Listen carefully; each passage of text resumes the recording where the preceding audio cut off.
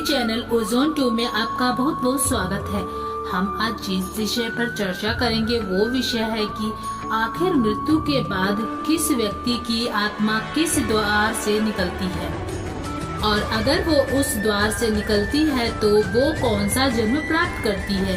तो चलिए शुरू करते हैं। गरुड़ पुराण के मुताबिक मरते समय आत्मा शरीर के 9 द्वारों में से किसी एक द्वार से निकलती है। वो द्वार हैं दोनों आँख, दोनों कान, दोनों नाक, मुंह, लिंग या योनि, मल द्वार। आत्मा किस द्वार से निकलेगी, इस बात का निर्धारण व्यक्ति के पूरे जीवन काल पर निर्भर करता है। अगर वो इंसान कामुक प्रकृति वाला होगा तो शरीर त्यागते वक्त वो गुण उस पे हावी होने लगेंगे। उसी अनुसार उसकी आत्मा निचले द्वार से बाहर निकलेगी। अगर ऐसा होता है तो मृत्यु के पश्चात मूत्र विसर्जन करेगा।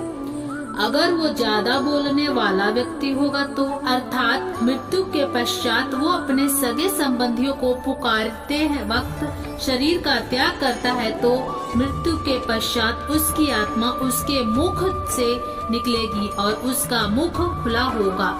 उसी प्रकार जिस भी द्वार से निकलेगी आत्मा तो वो पता चल जाएगा इन संकेतों से। अब आइए बात करते हैं किस द्वार से निकलती आत्मा कौन सा जन्म प्राप्त करेगी। अगर किसी महिला या पुरुष की आत्मा उसकी आंखों से निकलती है तो वो मनुष्य मरने के बाद कीट, पतंग, तितली इत्यादि छोटे उड़ने वाले जानवरों का जन्म प्राप्त करता है।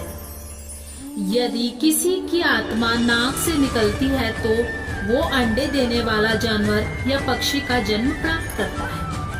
इसके अलावा अगर किसी की आत्मा मुख से निकलती है तो वो पशु, दाल, चावल में पाए जाने वाले कीड़े का जन्म प्राप्त करता है। अगर किसी की आत्मा कान से निकलती है तो वो प्रेत योनि प्राप्त करता है, और किसी की आत्मा लिंग से निकलती है तो वो जल जीव जैसे मछली इत्यादि का जन्म पाता है।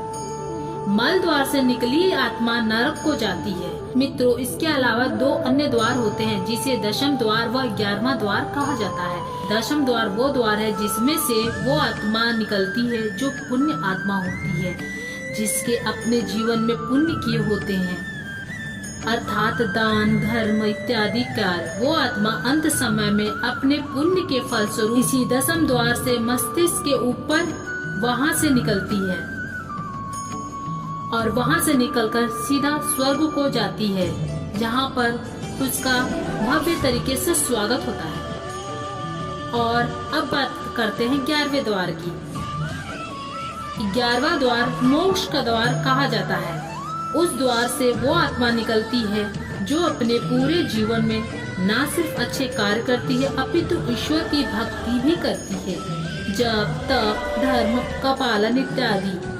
तो अंत समय में जब प्राण त्यागने का समय होता है तो उसके ऊपर उसके वह गुण हावी होते हैं जो उसके स्वभाव होता है, अर्थात जो उसने अपने पूरे जीवन पर्यंत किया होता है, मतलब प्रभु की भक्ति। तो मृत्यु के पश्चात वो ईश्वर का स्मरण करता है, भगवान को याद करता है अपने आखिरी सांस में, जिसके फलस्वरूप वो 11वां द्वार में प्रवेश कर जाता है और वो अपने जीवन के उद्देश्य अर्थात मोक्ष को प्राप्त कर लेता है।